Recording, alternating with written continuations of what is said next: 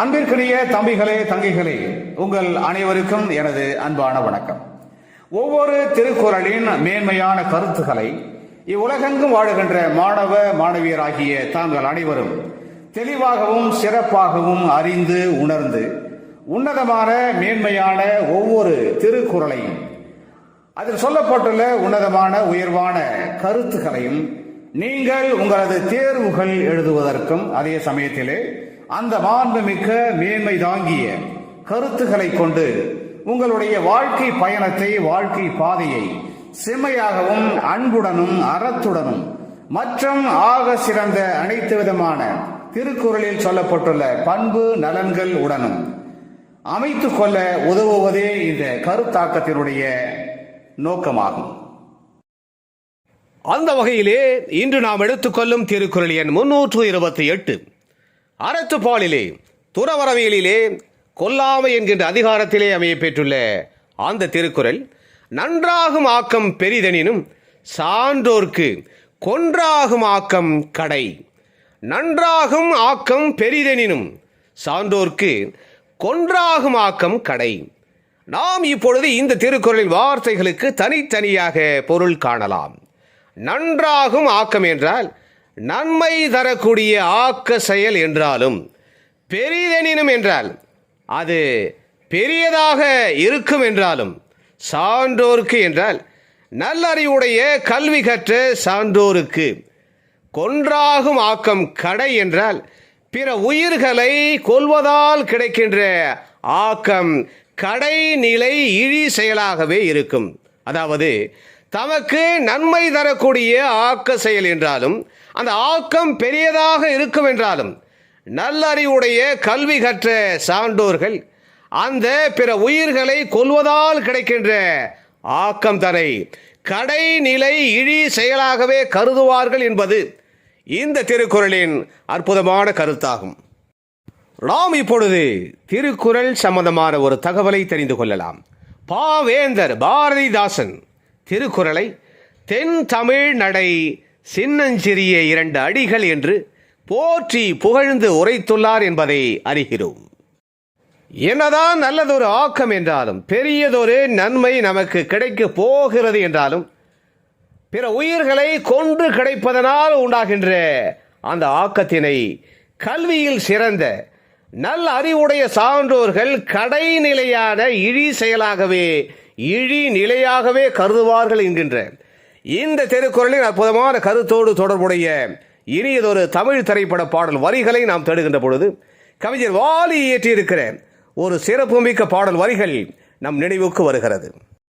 இந்த இயற்கை அமைப்பிலே பசு மாடு, பசுவென்கின்ற தாய் நம்மை பெற்றெடுத்து பாலூட்டுகின்ற அன்னைக்கு ஈடாக தனது இரத்தத்திலிருந்து உருவாகின்ற பாலினை கொடுத்து பல கோடிக்கணக்கான மனிதர்களுடைய குல தெய்வமாக இந்த மனித சமுதாயத்திற்கு உதவுவதற்காகவே வாழ்ந்து கொண்டிருக்கின்ற ஒரு அருமையான பெருமைக்குரிய போற்றுதலுக்குரிய உயிர் இனம் ஆகும். தனது குழந்தைக்கு தனது தாய்ப்பாலை கொடுத்து அந்த குழந்தையை இந்த உலகிலே நிலை பெற வலுப்பெற செய்கின்ற ஒரு அன்னையைப் போலே, அன்னைக்கெல்லாம் அன்னையாக இந்த உலகத்தில் வாழ்கின்ற பெரும்பாலான மனிதர்களுக்கு தனது இரத்தத்தினால் உருவாக்கப்பட்ட பாலினை கொடுத்து வாழ வைக்கின்ற உனக்கு ஈடாக தங்கத்தை கூட, பொன்னை கூட நான் கருத மாட்டேன். பல உயிர்களையும் வாழ வைக்கின்ற, வளர செய்கின்ற நல்லெண்ணெயாகிய உன்னை பூ போலே வைத்து போற்றி பாதுகாப்பதை என்னுடைய பெரும் பாடாக நான் கருதுவேன். தன்னை முழுமையாக கொடுத்து இந்த உலக மக்களை வாழ வைக்கின்ற வாழைக்கு இணையான வள்ளி,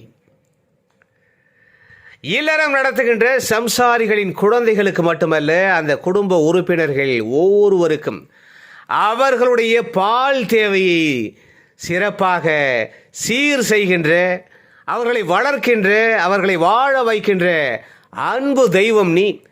உனக்கு ஈடாக பொன்னை கொடுத்தாலும், பெரும் பொருளை கொடுத்தாலும் கூட நான் உனக்கு எந்த துன்பத்தையும் கொடுக்க மாட்டேன், உன்னை கொல்ல மாட்டேன், உன்னை வாழ வைப்பேன் என்று அந்த அறம் சார்ந்த ஒரு நாயகன் அற்புதமாக அந்த பசுவினுடைய மேன்மையை போற்றி புகழ்கின்ற அந்த சிறப்புமிக்க பாடல் வரிகள் இடம்பெற்ற தமிழ் திரைப்படம் 1970 வெளிவந்த மாட்டுக்கார வேலன்.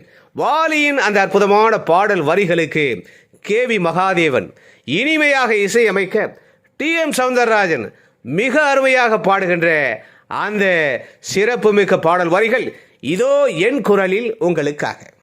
பொன்னையே தந்தாலும் உனக்கேது ஈடு, பொன்னையே தந்தாலும் உனக்கேது ஈடு, பூ போலே வைத்துன்னை காப்பதின் பாடு, பூ போலே வைத்துன்னை காப்பதின் பாடு, தன்னையே கொடுப்பதில் வாழைக்கு ஈடு, சம்சாரி வாழ்வுக்கு ஒரு பசுமாடு, தன்னையே கொடுப்பதில் வாழைக்கு ஈடு, சம்சாரி வாழ்வுக்கு ஒரு பசுமாடு, பொன்னையே தந்தாலும் உனக்கேது ஈடு, பொன்னையே தந்தாலும் உனக்கேது ஈடு, பூ போலே வைத்துன்னை காப்பதின் பாடு, பூ போலே வைத்துன்னை காப்பதின் பாடு. எனவே அன்பு தம்பிகளே தங்கைகளே, தமக்கு நன்மை தரக்கூடிய ஆக்க செயல் என்றாலும் அந்த ஆக்கம் பெரியதாக இருக்கும் என்றாலும் கல்வி கற்ற நல்ல அறிவுடைய சான்றோர்கள் பிற உயிர்களை கொல்வதால் கிடைக்கின்ற ஆக்கத்தினை கடைநிலை இழி செயலாகவே கருதுவார்கள் என்கின்ற இந்த திருக்குறளின் கொல்லாமை தொடர்பான அருமையான கருத்தினை தெளிவாக அறிந்து உணர்ந்து நாம் நம்முடன் வாழ்கின்ற மனிதர்களுக்கு, நம்முடன் வாழ்கின்ற உயிரினங்களுக்கு இன்னல்கள் துன்பங்கள் கொடுக்காமல், அவற்றை கொல்லாமல், அவற்றை பாதுகாத்து அவற்றிற்கு நன்மைகளை செய்து வாழ்விலே புகழையும் மேன்மையையும் சிறப்பினையும் அடைவோம். மீண்டும் ஒரு இனிய திருக்குறள், திருக்குறள் எண் 329. அந்த திருக்குறளின் பொருளோடு தொடர்புடைய இனியதொரு தமிழ் திரைப்பட பாடல் வரிகள், திருக்குறள் சம்பந்தமான சில தகவல்கள் ஆகியவற்றோடு நாம் விரைவிலே மீண்டும் சந்திக்கலாம். அதுவரை அன்பு வணக்கம் கூறி விடை பெற்றுக் கொள்வது உங்களுடைய அன்பு அண்ணா முனைவர் கா. சிவசங்கர். மீண்டும் சந்திப்போம். நன்றி, வணக்கம்.